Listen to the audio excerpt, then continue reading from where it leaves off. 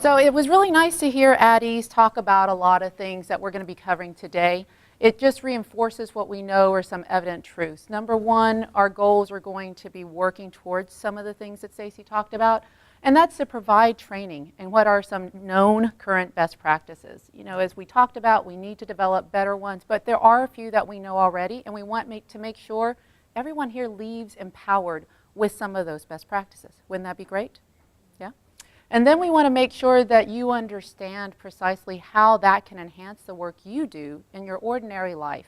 Because one of the things we want to make sure that this public messaging gets through is that anyone and everyone has a role to play in suicide prevention. It's not something that you relegate just to the clinical experts. We all have personal relationships with people, and very often we're the ones that are most important. So we want to make sure that you're clear in understanding how you can do that yourself and feel comfortable doing so. And then number three, introduce you to what the statewide network is and how it will strengthen your role in suicide prevention. Who is this for? When we were looking at it, we needed to identify those stakeholders who were the people that were most likely to, do you need me to stop? Good, okay.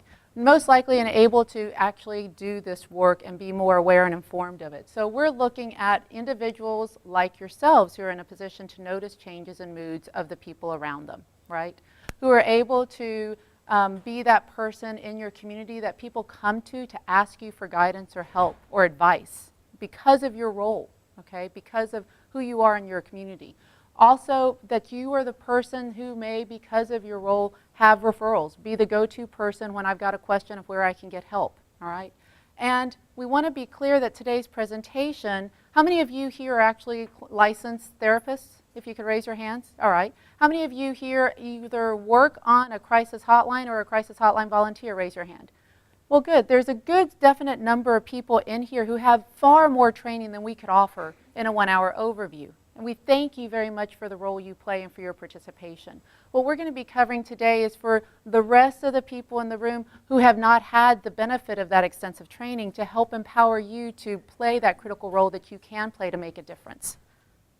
And part of that is also in the roles that you play, we're looking at leadership in our community. Those faith leaders, the faith community, teachers, school counselors, LGBT community activists and advisors. So I'm trying to help provide you with more ideas of additional people in your own personal and professional network who would benefit from this. Because while you're part of the vanguard and signing up and registering for today, there's many more people who could benefit.